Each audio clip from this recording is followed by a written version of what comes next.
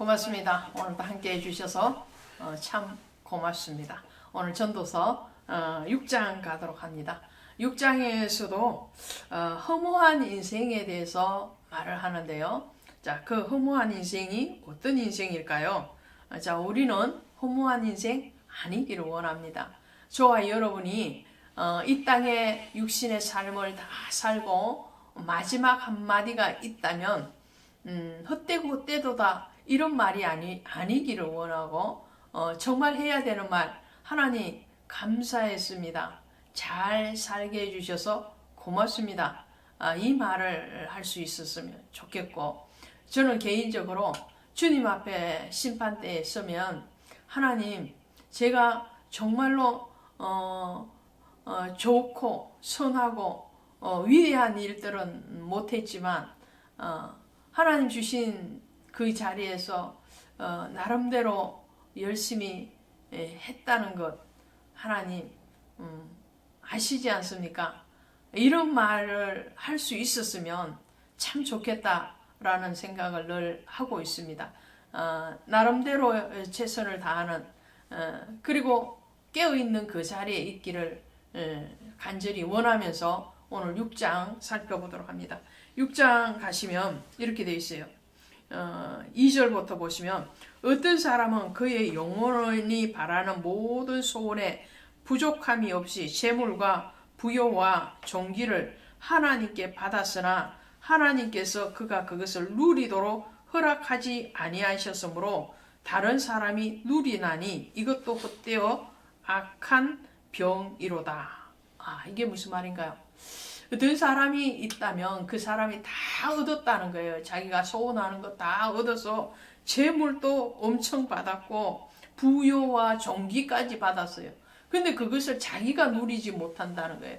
내가 집을 지어놨는데 그 집에 들어가서 살지 못한다는 거죠. 내가 아내를 얻어놨는데 그 아내와 동침하지 못한다는 거죠. 내가 과일 나무를 심어놨는데 그 과일의 열매를 따먹지 못한다는 거예요. 그래서 이스라엘 백성들을 전쟁에 소집해서 나가게 할 때는 하나님이 그런 자들은 다 집으로 가라고 그러잖아요.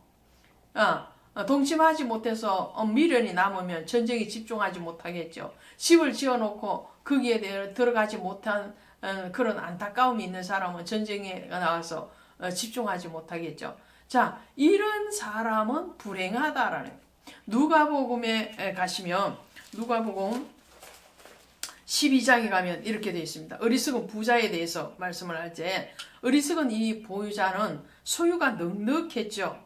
넉넉할 뿐만 아니라 그의 농사가 너무너무 잘 돼서 그것을 보관하기 위해서 여러 창고를 만들었습니다. 창고를 만들어 놓고 거기에 풍성하게 쌓아 놓고 내가 여러 해 동안 이것을 먹고 그리고 살리라, 내 영혼아 평안하라라고 말을 합니다. 그런데 주님이 그 부자에게 와서 뭐라고 말씀하시느냐면 이렇게 말씀하시죠. 20절에 보시니까 누가복음 12장 20절 하나님이 이르시되 어리석은 자여 오늘 밤에 내 영혼을 도로 찾으리니 그러면 내 준비한 것이 누구의 것이 되겠느냐 하시니 자기를 위하여 재물을 쌓아두고 하나님에 대하여 부여하지 못한 자가 이와 같으리라. 경각심이 일어나지 않습니까?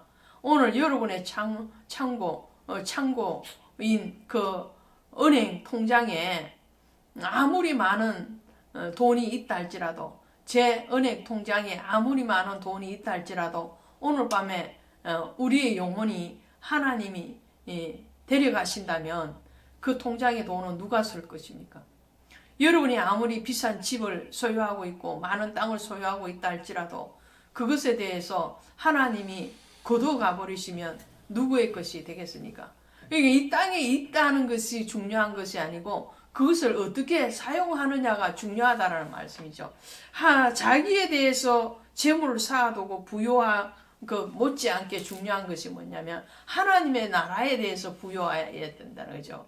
이 땅에 있는 것이 오늘 있다고 해서 내일 그대로 있으리라는 법이 없는 것이죠. 언제든지 하나님의 관점에서 하나님이 보시기에 좋지 못하면 그 재물은 하나님이 거둬가시겠죠. 누구의 재물이 되는가는 하나님의 주권에 달려있다라는 거죠.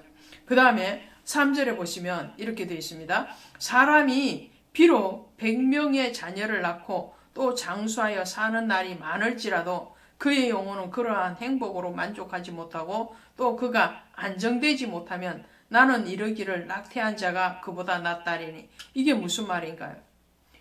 자, 6절의 이 전도서 6장 3절의 이 말씀은 자녀의 복을 받았어요. 자녀의 복을 받는 것은 축복이잖아요. 수중에 화살통에 화살이 가득 놓여 있는 것은 하나님의 상급이고 하나님의 기업이고 하나님의 은혜거든요. 그럼에도 불구하고 그 자녀를 낳고 또 장수에 사는 날이 많다 할지라도 거기에서 행복을 누리지, 만족함을 누리지 못한다면 그는 낙태한 자가 더 낫다. 이 말씀은 다른 모든 사람을 구원하고도 자기가 구원받지 못하면은 아무 유익이 없다는 사도 바울의 말을 연상하게 하죠. 자녀가 많다는 거, 전도의 열매가 많다는 거겠죠. 전도의 열매가 많고 전도하는 자는 하늘의 별과 같이 빛나는데 문제는 그 별과 같이 빛나야 될 그 사람 본인이 구원받지 못한다는. 사도 바울이 그러잖아요. 내가 여러 사람을 전도해서 다 구원시킨다 할지라도 내가 구원받지 못하면 무슨 유익이 있으리요? 그렇습니다.